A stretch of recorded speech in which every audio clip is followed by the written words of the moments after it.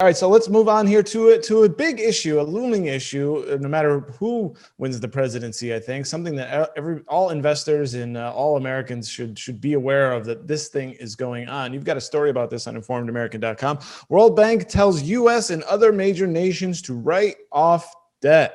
As the pandemic has drove economies to shut down, countries around the world have had to deal with a dramatic drop in international trade as well as internal commerce, which means lower tax revenue for countries like U.S., Britain, and those in the European Union. It's been painful but not unmanageable. Of course, we can borrow from other investors who think we'll pay back, but for developing nations, things aren't so good. Already saddled with lots of debt, these nations don't have cash flowing and can't borrow enough.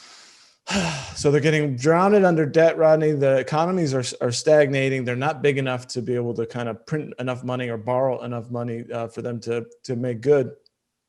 So what do we see? We're seeing World Bank chief economist Carmen Reinhart has a message for G20 nations: write off the debt. So the G20 should move fast to cut off the debt to these countries or else face an economic lost decade where development slows or even goes in reverse. And as you say at the end here, make no mistakes, governments don't want to take on the debt of failing debtors. They're just a pass-through. It's the taxpayers of the G20 nations who pick up the tab. Rodney, we've been hearing this is not a new thing. Global debt has been a big problem for a while. Advanced economies and developing economies, which is what this article is focusing on, and calls for what people call a debt jubilee or a massive debt write-down. This is getting stronger and stronger and stronger. What is the likelihood of this happening, and what does this mean for the average Joe in the United States or in Europe? Well, it's very likely. And, you have small countries that have issued bonds. Typically, they've issued them in dollars or euros because they don't issue them in their local currency because the interest rate's too high. But then they can't get enough of that hard currency to pay it back. We don't think of it here, but it's actually common in other countries where you would say call it Argentina. They're a great example because they go bankrupt all the time. Okay. So when they issue bonds, they don't do it in Argentinian whatever. They do it in, I think it's pesos. They do it in, say, US dollars. Well, to pay off the interest and the principal, they have to get US dollars. Well, to do that, they then have to exchange their local currency. But if their local economy is doing poorly, then their currency is failing and they can't get enough US dollars to pay off their interest in their debt. So this is kind of how the mechanism works. It becomes a trap, basically. Right. But it's a trap of their own making. I mean, there's no question about this. And so what we have are a lot of countries, the poor countries tend to work on natural resources because that's what they have, right? They're not knowledge-based. And so they're mining something, they're extracting something, doing whatever. And so when the economy slows down, we don't need as much of those inputs. And so these economies slow down dramatically. They're not selling stuff into the world market. They're not getting the foreign currency. They can't turn around, get dollars and pay. That's the thing.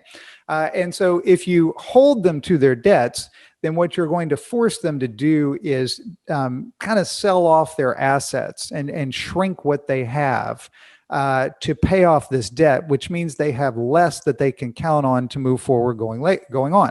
Mm-hmm. And so that's where the lost decade comes in, because they're going to have to sell off natural resources to foreign investors. They're going to have to do something to where they can get the money to pay, or you're going to force them to default, at which point they won't be able to borrow later and put that money to use building whatever infrastructure they need to keep doing all the things they do. Mm-hmm. And so what's going to happen is we're going to forgive their debt. Now, debt forgiveness comes in a lot of forms.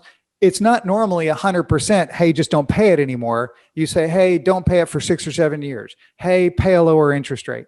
Or instead of paying it off over 10 years, pay it off over 50 years. And so that burden then transfers from the borrower to the lender. And the lender is us. I mean, it is us, right? We've seen the enemy. It is us. So, we're the ones that end up taking on that responsibility. It's just like student loans. If you tell people who've taken out student loans, hey, don't worry about it, we're going to forgive it, that's not the U.S. government forgiving it. That's legislators saying that on behalf of taxpayers. And so it makes our national debt bigger. And this is at a time when our national debt, of course, is spiraling out of control. What does it mean for people today? Absolutely nothing. What does it mean down the road? It means that we are slowly hemming in our own nation because we can't put as much of our resources toward private industry and growth because we're spending so much money paying off the debt. Now, what if this this is specifically this call specifically is for the richest country of the world to essentially bail out the developing and poorer countries of the world. But rich countries are also saddled with debt, Rodney. You mentioned student loans. There's a 1.6 trillion outstanding. People have credit card debt, auto loans, mortgages. Americans are highly indebted, and many different countries around the world face the same problem. Advanced economies. What if this so-called debt jubilee or debt forgiveness, this idea comes here? I mean, forget bailing out, small country here that's or Argentina or something like that. What if, say, and maybe going back just a bit, just a scenario where, say, Biden takes the presidency, Democrats take the Senate. What if we start seeing calls for that here in the United States to potentially, zero out student loan debt? I mean, that's not implausible to me. It's not just implausible, it's likely. And so I think that, that we're getting back into the what if scenarios. If Biden wins the presidency, he's going to install a cabinet. And I think you're going to see Elizabeth Warren be Secretary of the Treasury, which, I mean, it is what it is, right? And so you're going to see other people in that cabinet that favor such things, like forgiving all student loan debt of $10,000 or less, which is the bulk of it, right? Most people don't have $200,000 in student loans. That's doctors and lawyers and people who pursue grad school, mostly, not everybody, but mostly. So if you forgave up to $10,000 for everyone that has a loan outstanding, you're going to cover probably, well, I don't know, probably it's between $500 and $600 billion worth of student loans, which then transfers to us. But make no mistake, I don't care who wins the presidency. This is coming. The question is, what does it look like? Yeah. The thing that we don't talk about a lot because we can't get our arms around it is rental payments due.